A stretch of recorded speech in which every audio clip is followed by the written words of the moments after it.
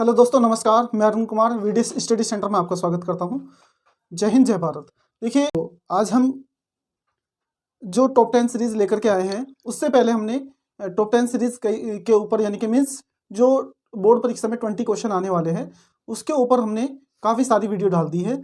जो top 10 series हम लेकर के चले हैं, इसमें हमारा मकसद है कि जो 20 बहुविकल्प क्वेश्चन आएंगे आपके, वो आप उनसे वंचित ना रहें। यहाँ पर जितने भी क्वेश्चन कराए जा रहे हैं, तो मेरा मानना है और मेरा कम से कम आपके 20 में से 15 क्वेश्चन आपके लग जाएंगे, मेरा अनुमान है और मेरा पूरा मानना है। तो आप यहाँ से आज का जो हमने सेट लिया है 822 AW, क्योंकि इसमें क्या है, ये पहली बार ये जो परीक्षा हो रही है, इसमें नया परिवर्तन आया है। पहले आपके केवल 6 बहुविकल्प क्वेश्चन आते थे, और अब आपके 6 से बढ़ा करके 20 बहुविकल्प क्वेश्चन कर दिए हैं बोर्ड परीक्षा में।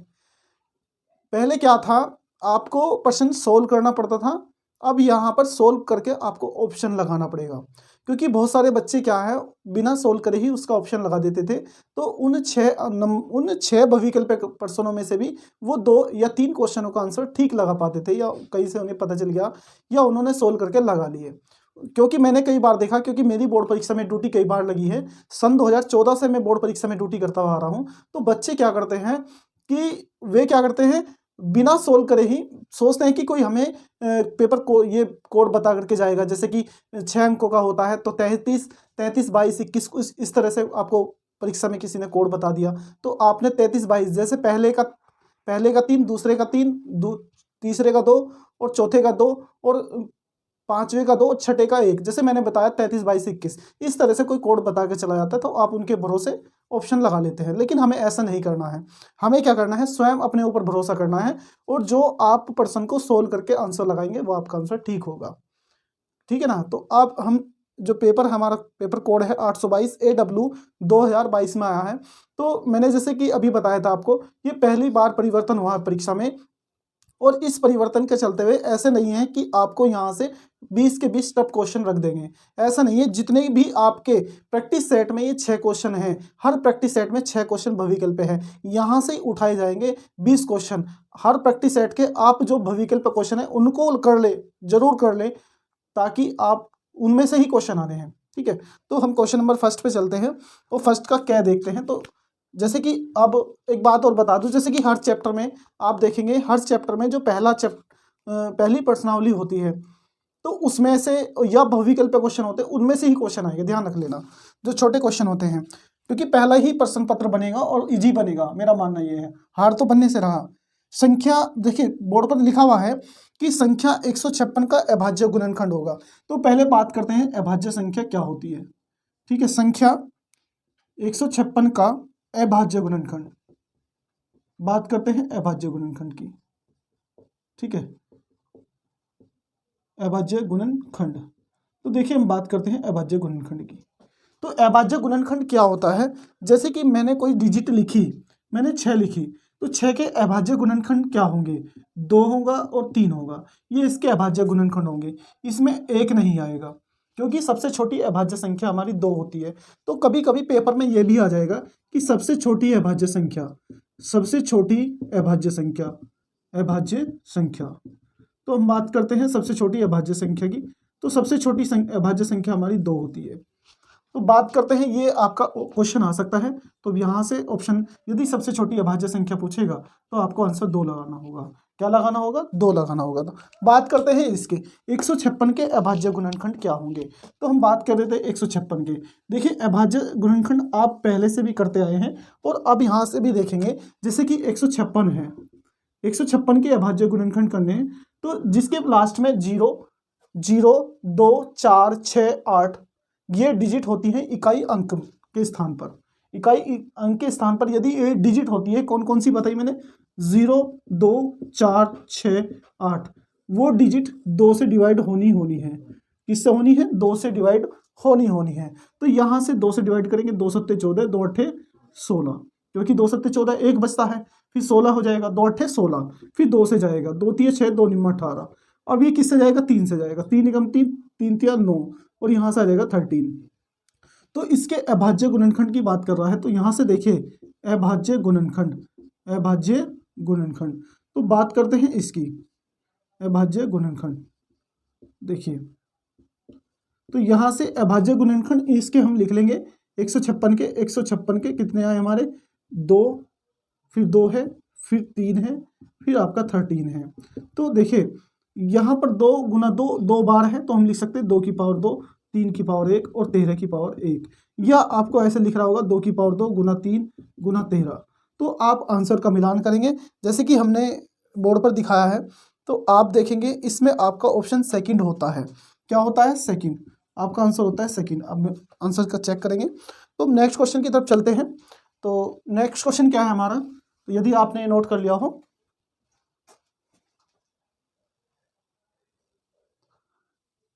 क्वेश्चन नंबर पहले का ख देखेंगे। अब हम क्वेश्चन नंबर पहले का ख, क्वेश्चन नंबर फर्स्ट का ख क्या है हमारे पास, आप स्क्रीन पर देखेंगे। यदि सेक थीटा बराबर 2 दे रखा है तो थीटा का मान क्या होगा। हमें क्या दिया है, सेक थीटा बराबर 2 दिया है। यदि इसमें बोला है यदि, और हमसे पूछा गया है कि थीटा का मान क्या होगा। बहुत ही सिंपल क्वेश्चन है। क्या है? सिंपल क्वेश्चन है। तो आप देखेंगे यहां से सेक थीटा इक्वल्स टू 2 है, और ये सेक में किसकी वैल्यू 60 की, किसकी 60 की। यदि आपको ना पता हो तो एक तरीका मैं बता रहा हूं। तो यहां से देखिएगा, जैसे कि आपने पता है कि कोस 60 की वैल्यू कितनी होती है, 1/2 होती है। ठीक है, 1/2 होती है। और यदि हम इसे सेक 60 में बदल दें तो ये किस में चला जाएगा, देखिए कैसे, 1/, इसे लिख सकते हैं सेक 60, तो ये 1/2 हो जाएगा। तो यहाँ से सेक 60 बराबर आ जाएगा 2, आ गया 2। तो ये किसकी वैल्यू है, सेक 60 की वैल्यू है। तो यहाँ पर आप, यदि आपको डायरेक्ट नहीं पता तो ये किसकी वैल्यू है, सेक 60 की, किसकी, सेक 60। तो थीटा बराबर कितना हो जाएगा, 60 की। तो यहाँ से आपका ऑप्शन होता है। आप मिलान करेंगे तो इसमें ख का थर्ड पार्ट होता है, थर्ड। तो यहाँ पे थर्ड हो गया। अब नेक्स्ट क्वेश्चन पे चलते हैं। इसके बाद यहाँ पर नेक्स्ट क्वेश्चन देखिए, यहाँ पर क्या है, यदि द्विघात समीकरण, साथ के साथ देखिए, यदि द्विघात समीकरण, हमें द्विघात समीकरण दी है, क्या दिया है यहाँ पर, 3x स्क्वायर माइनस 12x और प्लस m इक्वल्स टू 0। और उस क्वेश्चन जैसे स्क्रीन पर है, आपने देखा, इसमें बोला है कि यदि द्विघात समीकरण 3x square minus 12x plus m equals to 0 के मूल बराबर हैं तो m का मान होगा। देखिए, हमसे जब भी m आ जाए, आपको k दे सकता है, p दे सकता है, m दे सकता है, n दे सकता है, या कुछ भी दे जाए, etc कुछ भी दे सकता है आपको इक्वेशन में। अब वो कहेगा कि मूल बराबर है। सबसे नोट करने वाली बात है, आपको या तो कहेगा, नंबर 1 क्या कहेगा, मूल बराबर है, मूल बराबर है। नंबर दूसरी बात क्या कहेगा, मूल समान है, एक ही बात है, यही लिख दे रहा हूं, या कहेगा मूल समान है। इस कंडीशन में आपको क्या करना होगा, जब इस तरह की बात वो कहेगा, मूल बराबर है या मूल समान है, तो आपने क्या करना होगा, यहाँ पर डी की जो वैल्यू है वो 0 रखनी होगी। क्या रखनी होगी, 0। तो आपने क्या करना होगा, 0 रखना होगा। सबसे पहले हम देखेंगे क्वेश्चन को। तो क्वेश्चन में देखिए समीकरण दी है हमें, समीकरण लिखेंगे आप, समीकरण दी है 3x स्क्वायर माइनस के 12x प्लस के m इक्वल्स टू 0।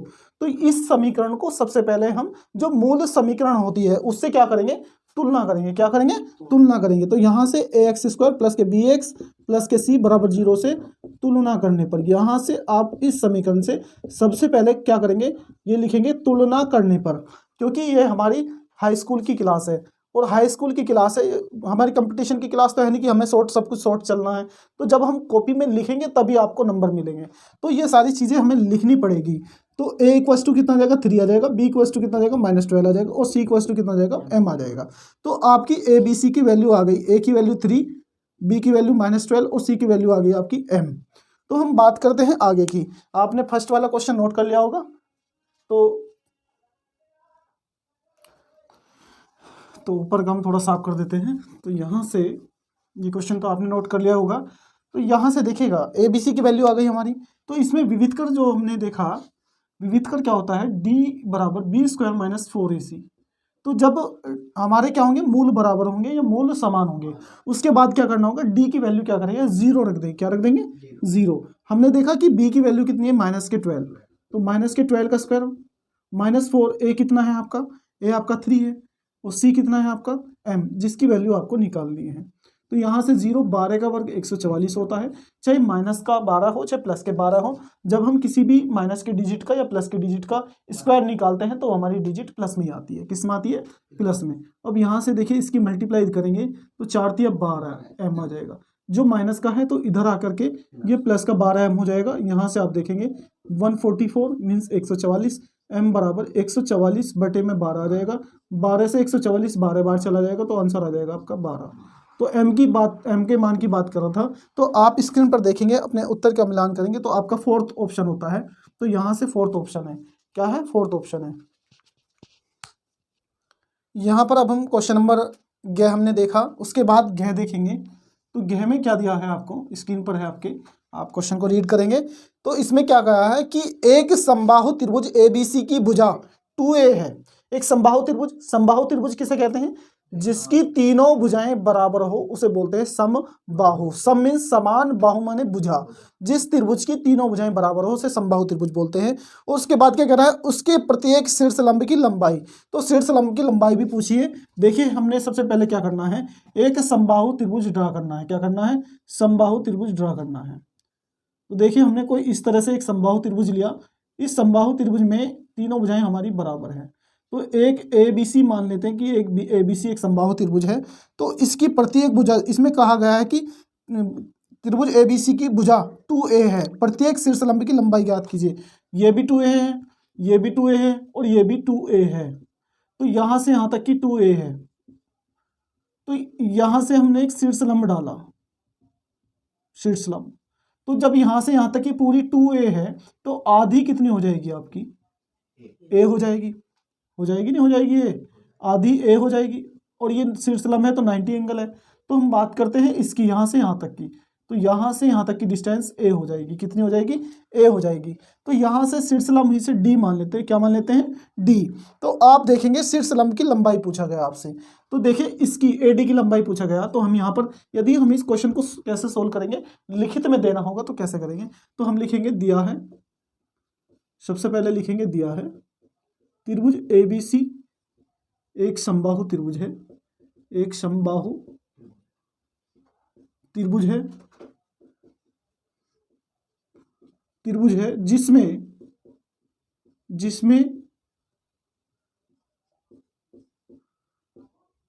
त्रिभुज की भुजा 2a है। क्या है? 2a है। और उसमें क्या पूछा गया? प्रत्येक शीर्षलंब की लंबाई। देखिए जब ये तो मान लेते हैं कि ये समबाहु त्रिभुज है, ABC कोई समबाहु त्रिभुज है। और यहाँ से देखिएगा, यहाँ से जब हम इस पे लंब डालेंगे या यहाँ से लंब डालेंगे या यहाँ से लंब डालेंगे, तो जब हम तीनों भुजाओं पर तीनों शीर्ष से लंब डालते हैं और यदि ये समबाहु त्रिभुज है, प्रत्येक भुजा बराबर है, तो ये जो है DEF, तो AD बराबर होगा BE के, बराबर होगा CF के। ये जो तीनों शीर्षलंब हैं ये आपस में क्या होंगे? बराबर होंगे। क्लियर है भाई? जब शीर्षलंब है और बराबर भुजाएं हैं और बराबर ही लंब डलेंगे। बात समझ में आ रही नहीं आ रही? तो शीर्ष से बराबर लंब डलते हैं। तो हम बात करते हैं इसकी AD हमें ज्ञात करना है। ज्ञात करना है क्या है? प्रत्येक शीर्ष की लंबाई, प्रत्येक शीर्षलंब की लंबाई, शीर्षलंब की लंबाई हमें ये ज्ञात करनी है। और प्रत्येक शीर्षलंब की लंबाई जो होगी वो AD के बराबर होगी। किसके बराबर होगी? AD के बराबर होगी। तो यहाँ से आपको इतना पता चल गया होगा कि जब हमने लिखा कि प्रत्येक शीर्षलंब की लंबाई बराबर होती है। क्लियर हुआ? क्योंकि बराबर भुजाओं से बराबर ही शीर्षलंब डलते हैं। तो इतना आपको पता चल गया होगा। तो बात करते हैं आगे की। तो आगे हमने क्या करना है? हमने पाइथागोरस थ्योरम लगानी है, क्योंकि यहाँ पर क्या है? ये 90 अंश का कोण बन रहा है। समकोण त्रिभुज है तो समकोण त्रिभुज में पाइथागोरस थ्योरम तो अप्लाई होनी है। हमने आपको कई बार बताया है कि समकोण के सामने वाली भुजा कर्ण होती है। क्या होती है? कर्ण होती है। और जो लंब है वो तो लंब है ही, और जो नीचे वाली भुजा होती है उसे आधार कहते हैं। ये लंब ही है आपका। तो यहाँ से बात करते हैं। तो यहाँ से आपका एक पाइथागोरस थ्योरम होती है, कर्ण का वर्ग बराबर आधार का वर्ग प्लस लंब का वर्ग। तो ये आपका यहाँ पर पाइथागोरस थ्योरम अप्लाई हो जाएगी। तो हम बात करते हैं किसकी, कर्ण हमारा AC है, हम इसको ऐसे भी लिख सकते हैं, आधार आपका DC है और यहाँ से लंब कितना है AD का वर्ग आ जाएगा।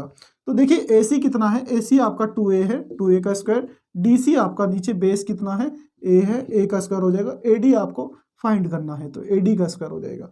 2A का वर्ग कितना, 2 का वर्ग 4 और A का स्क्वायर हो जाएगा, यहाँ से A स्क्वायर प्लस के AD का स्क्वायर। तो आप देखेंगे 4A स्क्वायर माइनस के A square equals to AD square, और यहाँ से हमें किसकी वैल्यू निकालनी, AD का स्क्वायर बराबर 4 में से एक A स्क्वायर घट जाएगा तो यहाँ से 3A स्क्वायर बच जाएगा। तो यहाँ से हमें बात करनी है किसकी, हमें बात करनी है AD की। तो AD बराबर क्या हो जाएगा, स्क्वायर जो है इधर जाके रूट बना लेगा तो यहाँ से 3A स्क्वायर हो जाएगा।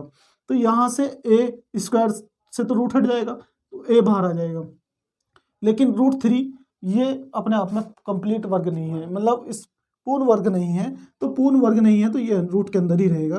तो प्रत्येक AD, यहाँ पर देखिए हमें क्या दिया था, हमें दिया था 2A, तो यहाँ पर हम बात करते हैं तो इसमें इकाई लंबाई के लिए इकाई यूज़ कर लेंगे, क्योंकि यहाँ पर कोई हमें मात्रक नहीं दिया था कि ये सेंटीमीटर में है या मीटर में है या किसी में भी है, तो हम यहाँ पर लिखेंगे AD बराबर A√3।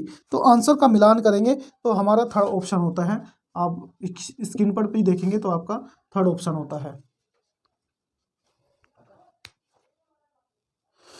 यहाँ पर आप डे क्वेश्चन देखेंगे, आपने इससे पहले यह क्वेश्चन देखा और अब डे देखेंगे। 1 से 10 तक की धनात्मक सम संख्याओं का समांतर माध्य होगा। देखिए 1 से 10 तक की बात कर रहा है, 1 से 10 तक की, 10 तक की सम संख्याओं का समांतर माध्य है। देखिए आपने बोर्ड पर क्वेश्चन देखा, आपने रीड भी कर लिया होगा, तो सम संख्याओं की बात कर रहा, तो 1 से 10 तक की सम संख्याओं के का समांतर माध्य पूछ रहा है।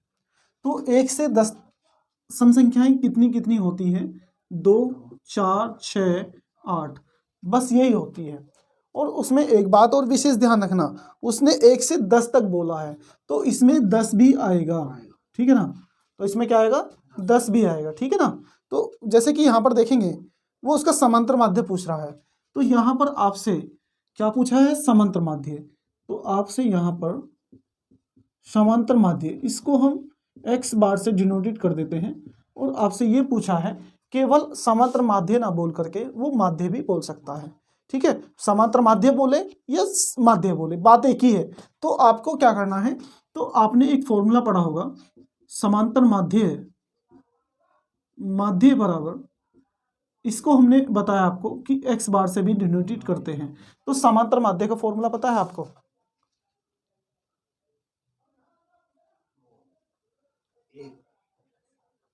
बताइए बताइए, समांतर माध्य का फॉर्मूला देखिए जो आप बता रहे हैं वो फॉर्मूला हमारा वो किस में लगता है, वर्ग अंतराल, जिसमें वर्ग अंतराल दिया हो। ये आंकड़े जो दिए हैं, ये आंकड़े हमारे ये अवर्गीकृत आंकड़े हैं, जो वर्ग अंतराल जिसमें CI दिया हो, क्लास इंटरवल, आपको पता चल गया होगा 0 से 5 या 5 से 10, 10 से 15, 15 से 20, इस तरह का हमें क्लास इंटरवल दिया होगा, तब उसमें वो फॉर्मूला अप्लाई होता है। तो मैंने स्टार्टिंग में एक वीडियो बनाई थी, तो आपने फॉर्मूले के ऊपर देखी भी होगी, तो उसमें क्या है कि आपको जो अवर्गीकृत आंकड़े हैं तो उनका समांतर माध्य कैसे निकालते हैं। तो यहाँ पर देखिए, तो यहाँ पर पदों का योग बटे पदों की संख्या, तो ये आपका फॉर्मूला यहाँ से लगता है। तो यहाँ से क्लियर हुआ, तो संख्या हम पूरा लिख देते हैं, यहाँ पर पदों का योग बटे में पदों की संख्या। तो बात करते हैं जैसे कि 2 + 4 + 6 + 8 + 10 बटे में 2, पदों की संख्या कितना आ जाएगा, देखिए 1, 2, 3, 4, 5, तो पदों की संख्या कितनी है, 5। तो देखिए जोड़ने का तरीका मैं आपसे बता देता हूँ, यहाँ से 10, 8 और 2 10, 10 20 और 6 और 4 30, आप देखा 30 आया, और 30 को 5 से भाग कर देंगे, 5 × 30, तो आपका आंसर आ जाएगा 6। तो x बार बराबर आ गया 6। तो आप स्क्रीन पर देखेंगे आपका आंसर होता है थर्ड, यहाँ पर थर्ड आंसर लगाएंगे आप, चलिए थर्ड ऑप्शन लगाएंगे आप। अब आपने यहाँ से डे देखा, अब 6 देखेंगे। 6 क्वेश्चन क्या है, आप स्क्रीन पर देखेंगे, बिंदु P, इसमें हमें बिंदु P और क्यू के बीच की दूरी 10 मात्रक दिया है और वाई का मान पूछ रहा है। तो आपको ऑप्शन दिए हैं चार, चारों में से आपका एक ऑप्शन सही है, तो उनमें से कौन सा सही है देखते हैं। तो बिंदु P कितना दिया है आपको 2, -3 और Q यहाँ से दिया है 10, y और बीच की दूरी आप देखेंगे यहाँ से बीच की दूरी यहाँ से देखेंगे 10 मात्रक है, यहाँ से बीच की दूरी दिया है 10 मात्रक। आपसे y का मान पूछा गया है, देखिए आपसे पूछा गया है y का मान। तो यहाँ से देखेंगे आप, हमने बिंदु लिखने हैं, यहाँ से इसका सॉल्यूशन क्या होगा। आप बिंदु देखेंगे, बिंदु आपको दिया है P, आप पहले P देखिएगा, P 2, -3 और Q दिया है आपको 10, y और इनकी बीच की दूरी दिया है 10। यदि हम इसका फिगर देखें यहाँ से, तो फिगर इस प्रकार से बनेगा, यहाँ से देखेगा P 2, या P इधर लिख लेते हैं और आपका Q दिया है 10, y और यहाँ से यहाँ तक की डिस्टेंस आपको बताएं तो इसमें 10 दिया है। कितना दिया है 10 है ना।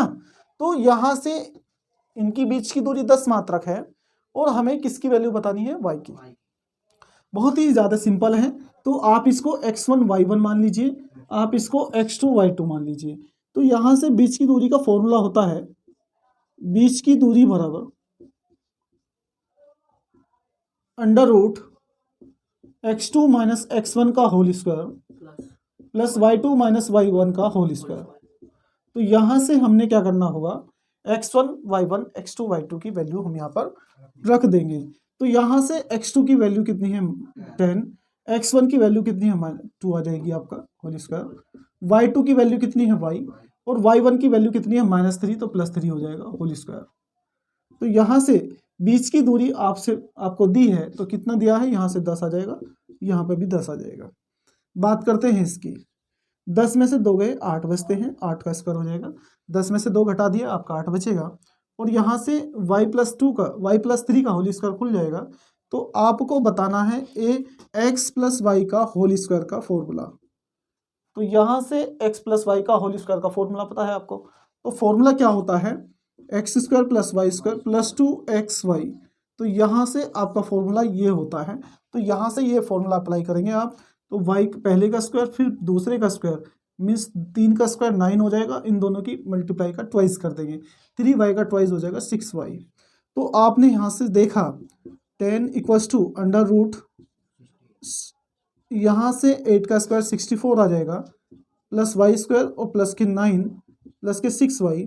तो यहाँ से 10 आप देखेंगे यहाँ से कितना हो जाएगा y² 6y, आप इन दोनों को ऐड कर देंगे, 9 और 4 13, 3 और यहाँ से 7, 6 और 1 7, 73 आ जाएगा। आप देखेंगे दोनों पक्षों का वर्ग करने पर, दोनों पक्षों का वर्ग करने पर, तो यहाँ पे दोनों पक्षों का वर्ग कर देंगे यहाँ पर। तो देखिए वर्ग करने पर यहाँ पर कितना आ जाएगा, यहाँ पर 10 का स्क्वायर आ जाएगा और यहाँ से रूट का स्क्वायर करेंगे तो y² प्लस के 6y प्लस के 73 और इसका वर्ग करेंगे, यहाँ से 10 का स्क्वायर 100 आ जाएगा और यहाँ से स्क्वायर से रूट हट जाएगा, y² प्लस के 6y प्लस 73। आप देखेंगे यहाँ से y² प्लस के 6y प्लस के 73, 100 इधर चला जाएगा, माइनस के 100 हो जाएगा, इक्वल्स टू में 0। तो ये आपके यहाँ से क्या होगा, एक द्विघात समीकरण बन जाएगी।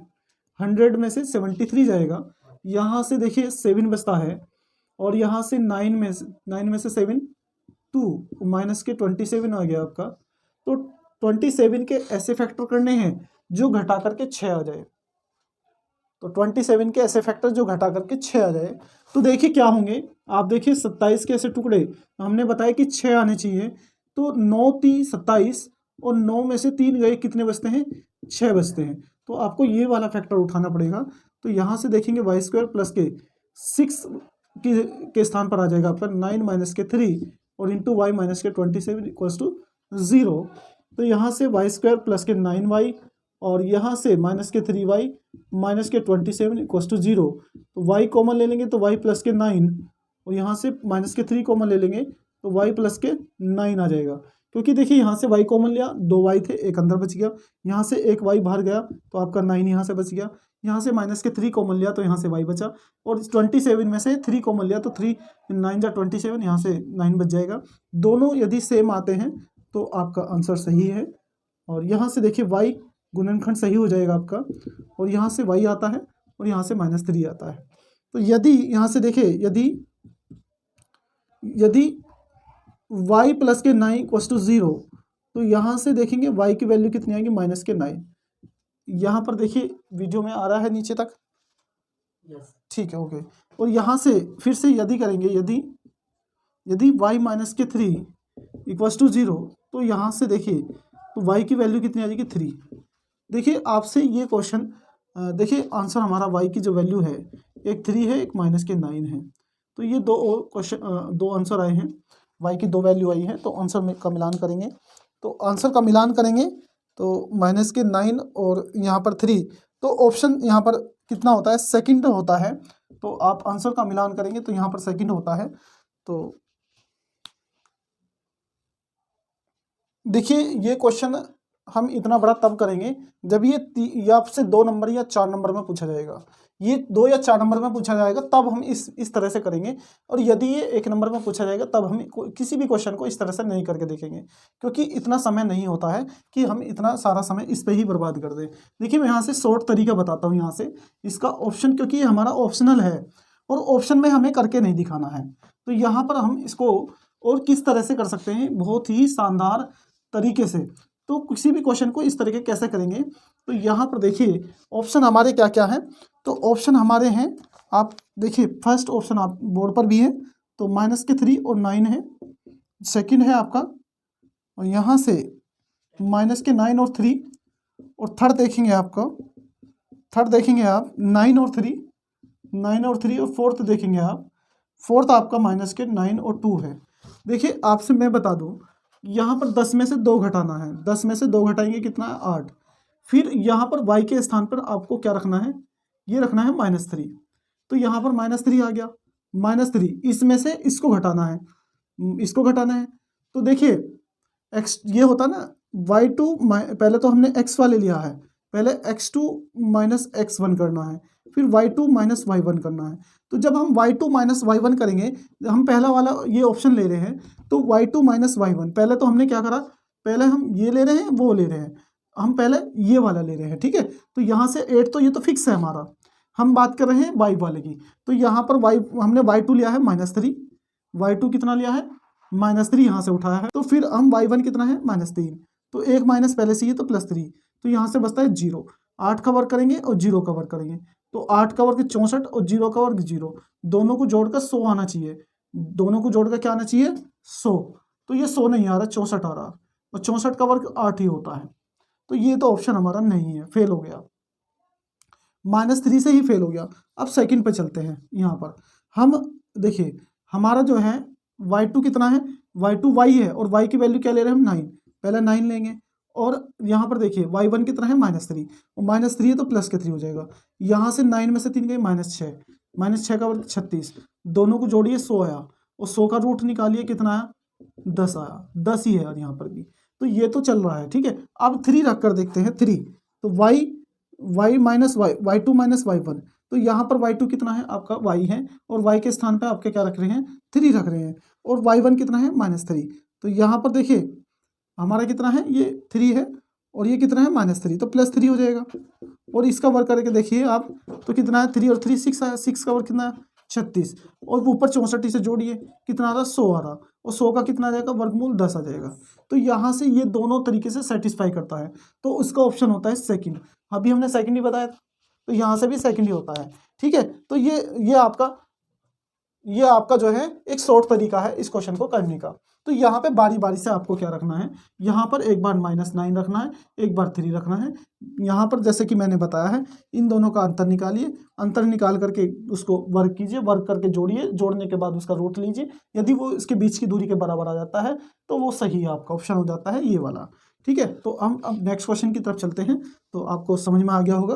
तो नेक्स्ट क्वेश्चन क्या है हमारा, अगले ये हमारे 5 यहाँ से क्वेश्चन होते हैं। इसके बाद हम नेक्स्ट 5 देखेंगे। तो अब हम जो अगला जो सेट है हम बात करते हैं अगले सेट की। तो हमारा सेट है 822AX।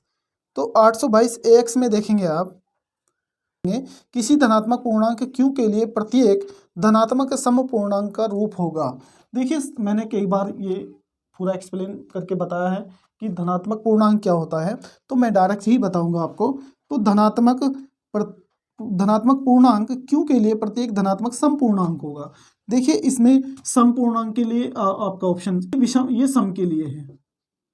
यदि समपूर्णांक सम धनात्मक पूर्णांक की बात करेगा तो तब आपको ये लगाना। यदि धनात्मक विषम, ये विषम की बात करेगा, किसकी बात करेगा, विषम की, तो विषम धनात्मक, तो यहां से देखेंगे आप धनात्मक पूर्णांक की बात करेगा, तो यहां से आपका सम की बात करेगा 2Q हो जाएगा, विषम की बात करेगा 2Q + 1 हो जाएगा।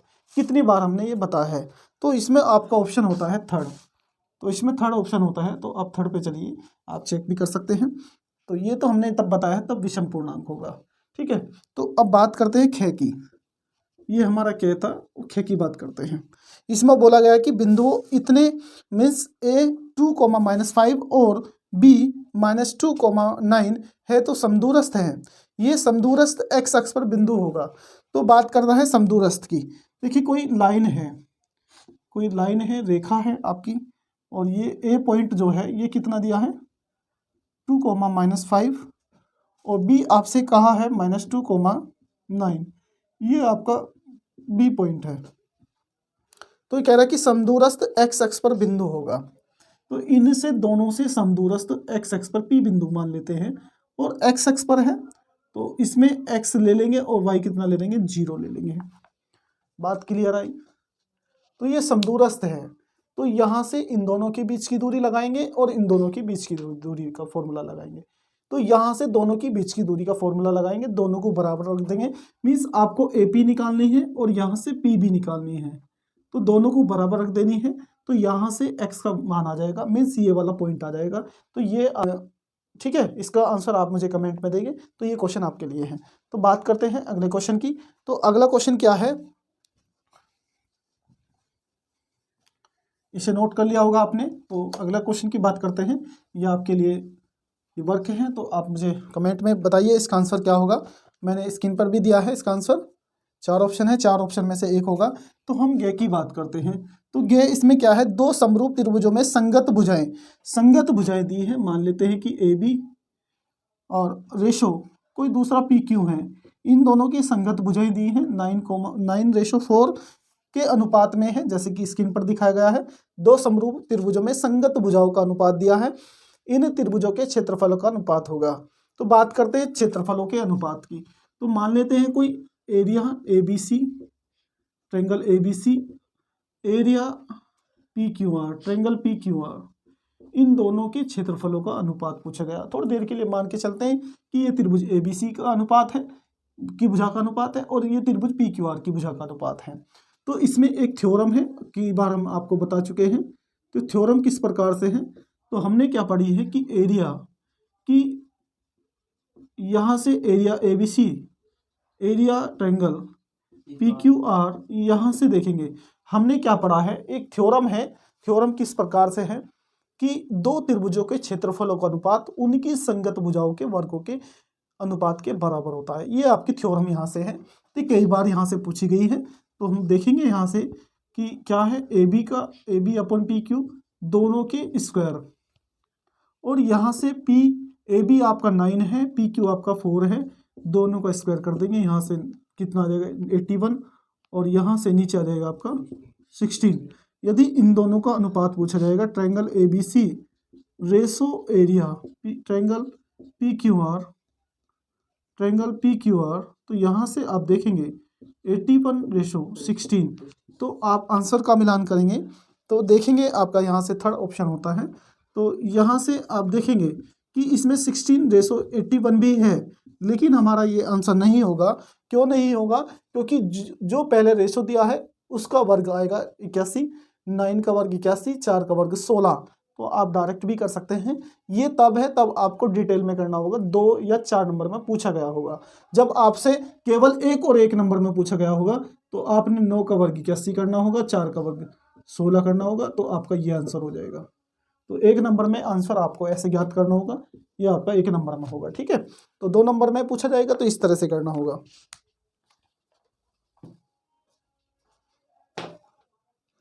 यहाँ से इससे पहले आपने गह क्वेश्चन देखा और अब यहाँ पर आप देखेंगे गह किस प्रकार है।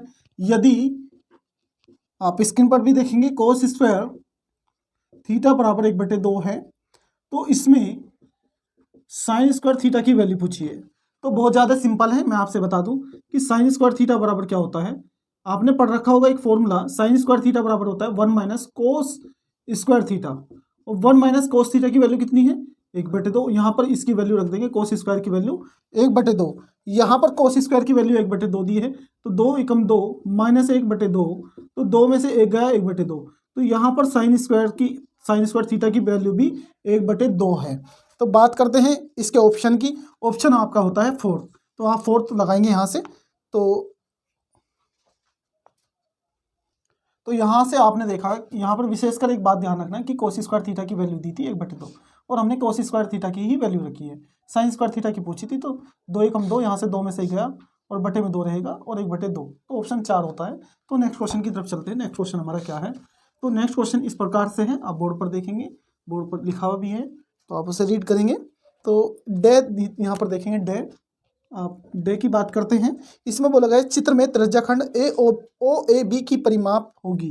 देखिए चित्र किस प्रकार से है, बहुत ही अच्छा क्वेश्चन है और इसे आप कर भी सकते हैं खुद भी। तो चलो मैं ही करा देता हूँ। यहाँ से ए और यहाँ से ये 7 सेंटीमीटर है, तो आप देखेंगे ये 7 है तो ये भी 7 सेंटीमीटर होगा, क्योंकि दोनों रेडियस है। और आपको ये 60 अंश का एंगल दिया है। कितना दिया है 60 एंगल। तो आपको 4 ऑप्शन दिए हैं, 4 ऑप्शन में से आपका एक ऑप्शन है। तो पहला ऑप्शन है 64/3 सेंटीमीटर, दूसरा ऑप्शन है 26 सेंटीमीटर, और तीसरा ऑप्शन है 64/5 सेंटीमीटर, और चौथा ऑप्शन है 19 सेंटीमीटर। आप चारों में से एक ऑप्शन आपको बताना होगा। तो यहाँ पर सबसे पहले देखिएगा, ये पूछ रहा है कि इसकी परिमाप क्या होगी।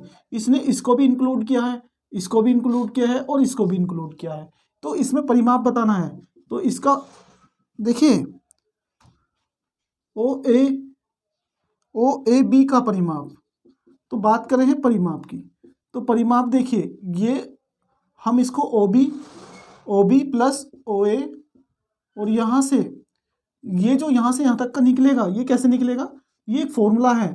तो फॉर्मूला क्या है आप देखेंगे, फॉर्मूला किस प्रकार से है, θ/360 इंटू 2πr। तो यहाँ पर ये फॉर्मूला लगेगा।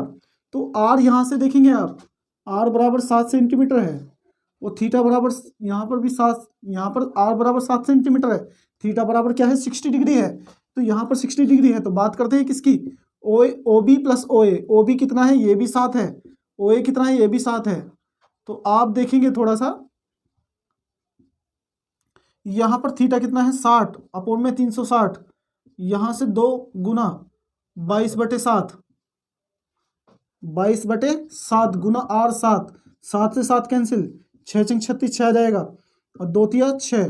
तो आप देखेंगे यहाँ से 7 + 7 और यहाँ से 22/3 आ जाएगा, क्योंकि यहाँ से 22 बचता है, यहाँ से 3, इसको जोड़ देते हैं दोनों को, ऐसे करते हैं दोनों को जोड़ देते हैं, 7 और 7 14, 14 × 42, और 42 + 22/3। आप इन दोनों को ऐड करेंगे, यहाँ से देखिए, यहाँ से 2 और 2 4 और 4 और 2 6, 64/3। तो 64/3 देखेंगे आप, पहला ही ऑप्शन है आपका, पहला ही ऑप्शन है। तो आपका 64/3 सेंटीमीटर आ गया। आप आंसर का मिलान करेंगे तो ये आपका पहला ऑप्शन होता है, तो पहला ऑप्शन होता है। अब इसके बाद डे के बाद 6 देखेंगे, तो 6 हमारा अंतिम क्वेश्चन है आज का। तो जैसे कि इसमें बोला गया कि आप स्क्रीन पर क्वेश्चन साथ के साथ पढ़ेंगे। n प्रेक्षणों का माध्य x बार है, n प्रेक्षणों का माध्य आपको x बार दिया है। यदि प्रत्येक प्रेक्षण को a से बढ़ा दिया जाए तो नया माध्य होगा। देखिए हमने प्रत्येक प्रेक्षण को a से बढ़ा दिया गया है, तो नया माध्य क्या होगा। देखिए हमारे पास n परीक्षण हैं और उसमें प्रत्येक परीक्षण में हमने a बढ़ा दिया है। मान लेते हैं कि n परीक्षण है हमारे पास x1, x2, x3 dash dash, हमारे पास कहाँ तक है, n तक है। ये हमारे पास n परीक्षण है और उसमें n परीक्षणों का माध्य x बार दिया है। मीन्स हम इसे और कैसे लिख सकते हैं, x1 plus x2 plus x3 plus dash dash dash, कहाँ तक, ये xn तक दिया है। कितना दिया है, n तक दिया है, तो हम इसे n लिख सकते हैं, n परीक्षणों का माध्य। तो यहाँ से हमारे पास n आ जाएगा और इसको यहाँ से इसको x बार बोला गया है। क्या बोला गया है, x बार। यदि मैं इसका शॉर्ट में आंसर दूं तो मैं इसका आंसर दूंगा x बार प्लस a, तो इसका आंसर ये होगा। तो आप अपने उत्तर की मिलान भी कर सकते हैं। तो इसमें पहला ही ऑप्शन होगा और हम 822 AX का इसका उत्तर भी चेक कर लेते हैं। तो उत्तर हमारा क्या होगा इसमें, तो इसका चेक हमारा पहला ही है, वो पहला ही ऑप्शन आप चेक करेंगे x बार प्लस a। तो यदि शॉर्ट में आपको इस तरह से क्वेश्चन दे दे तो आपने केवल और केवल क्या करना है, जितना जोड़ने के लिए कह रहा है, जितना भी प्रेक्षण का माध्य दिया है उसमें a जोड़ देंगे। क्या कर देंगे, जो भी जोड़ने के लिए कह रहा है a b c, जो भी जोड़ने के लिए कहेगा उसके माध्य में a जोड़ देंगे, तो आपका आंसर आ जाएगा। ठीक है, अब यहाँ पर देखिए, तो यहाँ पर x1, x2, x3 और यहाँ पर xn तक है। कहाँ तक है, प्लस xn, n तक हमसे जोड़ा गया है। तो हमसे क्या पूछ रहा है कि n परीक्षणों का माध्य क्या होगा। यदि हम उसमें a जोड़ दें तो x1 प्लस a, इसमें सब में a जोड़ते चले जाएंगे, इसमें भी a जोड़ दिया, x2 plus a, x3 plus a, यहाँ से डैश डैश प्लस xn